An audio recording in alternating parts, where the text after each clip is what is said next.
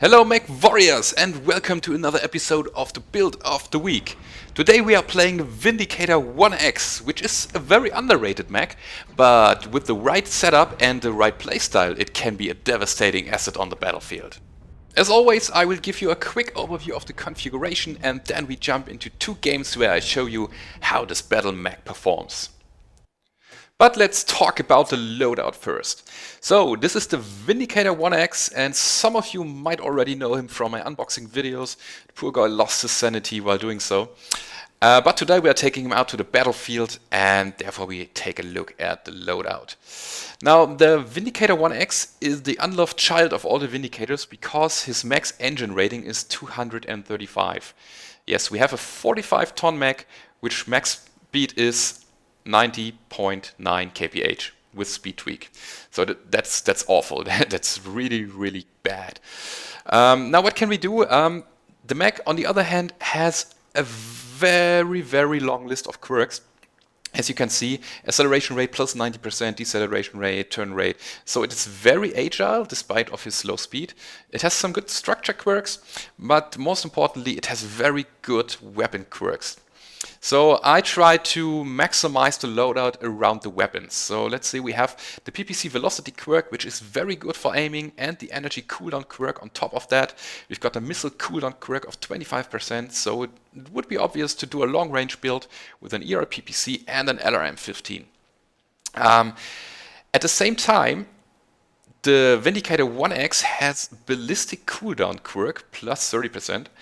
Machine gun rate of fire plus 50%, and another one, where is it? Ballistic velocity of plus 20%. These all apply to the machine guns. So one machine gun for itself is not very scary, but take 3 of them and slap very good quirks onto it and it is devastating. So this one is a close range finishing weapon. So the whole idea is to stay away, punch some holes into the enemy's armor and then fill these holes with these little machine gun shells. Yes, this one it amplifies the damage to open components so much you can finish enemies off very fast with 3 machine guns and these quirks. So what else do we have? We have 4 tons of ammunition for the LRM, 1 ton of ammunition for the machine guns, 3 jump jets and a double heatsink. So I dropped the armor on the head a bit because the headshot challenge is still up. So if you manage to give me a headshot, I will upload a video no matter what. And I had to reduce the armor on the legs a bit, but that's not a problem since we are playing a long range build anyway. Let's have a quick look at the modules before we begin. I've got radar deprivation because it helps hiding. I have no weapon modules because again, this is kind of the unloved child. I didn't want to buy some and I would have gone for ER PPC or ER PPC cooldown and LRM 15 cooldown. As you can see, it is not mastered yet, and I would put another Mech module into it, probably the, where is it, advanced target decay for longer lock times for the LRMs. And that's it, that's the build, that's the Vindicator 1X, and now it's time to hit the battlefield. Alright, first game of the day. We are playing Frozen City in domination mode. The enemy is advancing and I found myself a piece of cover, and what I'm trying to do is I try to hold them off as much as possible. I don't want to give them a straight line so that they can get into good positions. I want them to split apart and therefore I'm firing my LRMs and my ER PPC here. That Kodiak, I want to drive him to cover so that he can't fight me back, which worked out fine. But now I have to change my position because he now knows where I am. I'm trying to pop dart a bit. Unfortunately, my arm was so low slung so that I can't hit the Atlas over there. And speaking of Atlases and Kodiaks, this should be your priority targets for the first phase. These are the scary ones and you want to soften them up as much as possible while you are safe. They can't fight you back at that distance, usually they have short range builds. So soften them up and soften them up. Again, I can't stress this enough. This is very important. And don't mind switching targets that often. So it's the first phase, and if you don't get any backfire, then you are fine. It's very easy math. So if you can put out damage and the enemy is not, then you are doing a good job. That's that easy. So later on, in a brawl, of course, you should focus fire, but now just focus on removing armor as much as possible. Now, at this point, the Atlas is trying to close in, and as you can see, he is heavily damaged. So we did a good job so far, and now it's time to put out some machine gun fire. Just wreck his components. As you can see, machine guns deal very much damage to internal components. Got the killing blow with the ER PPC, and now it's time for me to find some cover and some new targets. The good thing is that the enemy is focusing my teammates in Echo 3, so I can flank them and try to shoot from this piece of cover here. So I've got my indirect weapon, the LRM. I can still fire them while nobody is visible to me and deal some decent damage. And of course the pop-tarting. So the 3 jump jets, they do a decent throttle. You can jump up and fire your PPC while on the fall and then keep the damage going. Keep in mind that the Vindicator is still a 45-ton max, so please avoid brawls and do your long-range support drop as long as you can. If the field gets tight, then try to get some friendlies between you and the enemy. Apart from that, do the exact same thing as I'm doing here, trying to support with LRMs and the ER PPC. Target destroyed. See, you can even get kills out of it. So we've got another one behind that ridge, but the Jägermech here is the better target. It seems that he has a Dagger build, and I'm trying to reduce as much armor as possible. I saw that he has 3 UAC5, which makes him an XL engine carrier. So he comes around that building, and I wanted to fight him because I saw that he was heavily damaged. I put out the machine guns again and tried to wreck his side torso. Another PPC shot, that one went to the arm, unfortunately, but finally he was taken down. So that was another killing blow, and now it's time to turn around. My team is somehow fallen apart, and the enemy is closing in from above, from Delta 3, Echo 3. There's a Viper and he is centered, so I want to go in and do this exact same thing as with the Jägermech before.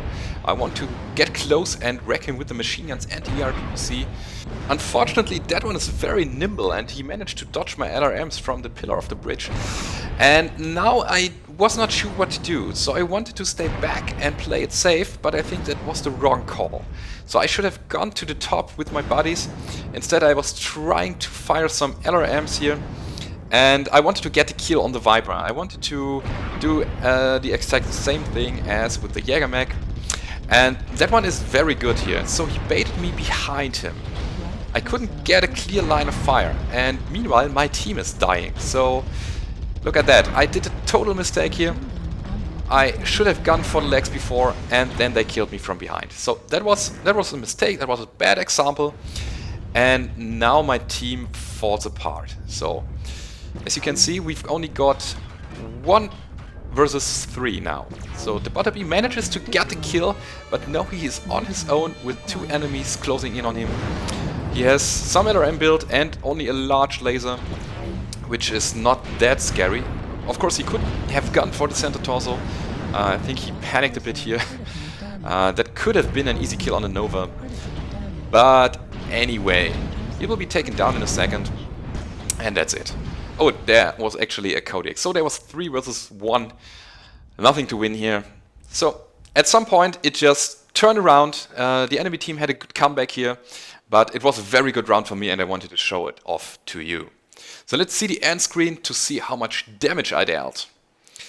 This time it was 578, 3 killing blows, 3 assists. That was great for such an unloved child here.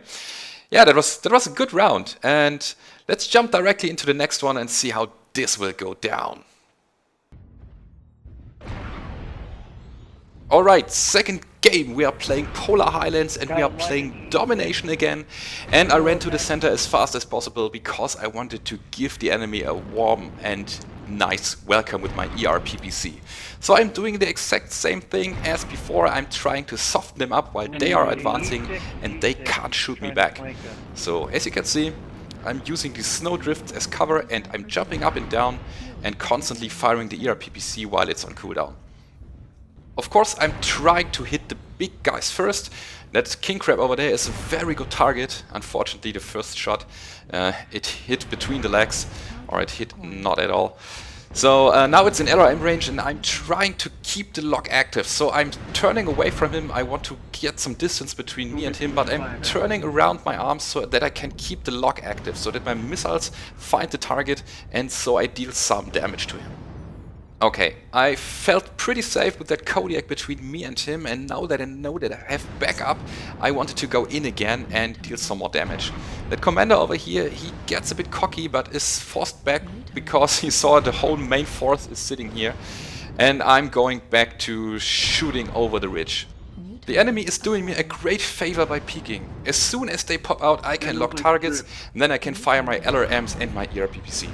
As you can see, the king crab, he just can't do anything. He can't get to firing distance, or at least firing line, because he has so low hung arms, they can't get up high enough to shoot me back. So I forced him back to cover, and I tried to hit that Nova over there because I didn't know that he has no weapons at all, and as soon as I noticed, I just switched targets to go to the scarier ones. Wait a minute, are you doing Okay, no scarier targets, so I can fire still my PPC. It doesn't cost me any ammo. But there is the Kodiak again, so let's focus on him. The problem is that I don't know what else is sitting behind that ridge here. So I'm jumping up, get a quick overview, and then I fall down again while shooting. So I landed in a perfect spot, got me some good cover. As you can see, only my head is popping out, and now it's time to get close to the Kodiak. My team is closing in and I'm going with them to support them and do as much damage as possible. And the Kodiak is in a bad spot here. He is pretty much alone and in open terrain, so the missile warning should scare him a lot. So he can't find cover here and he is being shot by so many people at once, and down he goes. I switched to a random target and found an awesome, and when I took a look at his damage grid, I saw that his center torso is heavily damaged. Now I can't go in alone, therefore I'm switching targets again to shoot at the Kodiak and force him back, but as soon as I have line of sight, I'm instantly going back to the awesome and trying to hit his center torso here. At this point of the game, you should totally commit to your targets. If you have a clear line of sight and you have a heavily damaged mech before you, then just try to take him down and take him out of the game. That would be a huge deal and would help your team a ton. So unfortunately, the awesome got back to cover and I am switching to the target my team is focusing. That Kodiak has been taken down and now the enemy is on the run and we are trying to push them. So at this point, I am just firing at will.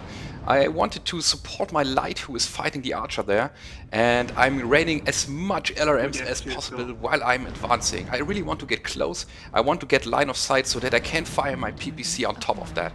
Just sitting in the back and relying on the LRMs is not an option here. And I found my awesome again. Again, I wanted to kill him really bad because that LRM boat can deal a lot of damage, even indirectly. So taking him out now would be a good deal. But unfortunately he got to cover and I can't push because there are 3 enemies over there. I can't go in alone and instead I'm focusing that Hellbringer here. The good thing about the PPC is that it not only deals a lot of damage, but it also counters ECM.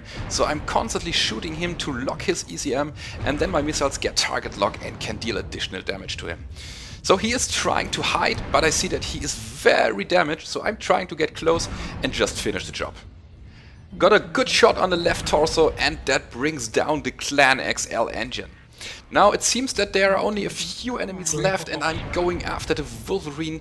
Again, I want to help out my light mech there and I'm constantly raining LRMs on his head while I'm advancing. So the LRM is a very good assault weapon. You can just fire indirectly as long as some of your teammates has line of sight and you can still deal damage while having none.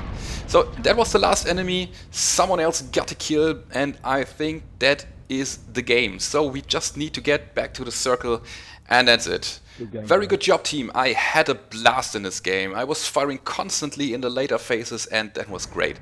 So I was kind of supportish here, but let's see the damage score and then we will see how this went. Now, 808 damage, 1 kill, 8 assists, 4 components destroyed, 1 kill, most damage there, save a kill. Yeah, that was a great round. Let's see the overall team stats and then we close this video. Okay, I dealt top damage in the game with a Vindicator 1X, everybody. So this might be the ugly and unloved child of all the Vindicators, but you can make something happen with it. And I showed you today, and maybe I see more Vindicator 1Xs in the future. I decided to keep this one I wanted to sell him because I only wanted to level up my Vindicator AA, but I still feel some love for him. Anyway, that's it for today, and I hope you liked the video. And as always, if you did, don't forget to leave a rating or subscribe to the channel if you want more of this. I'm doing the build of the week every Wednesday, and you get daily doses and other shit from me. So have a good day, everybody. I hope to see you on the battlefield. Goodbye.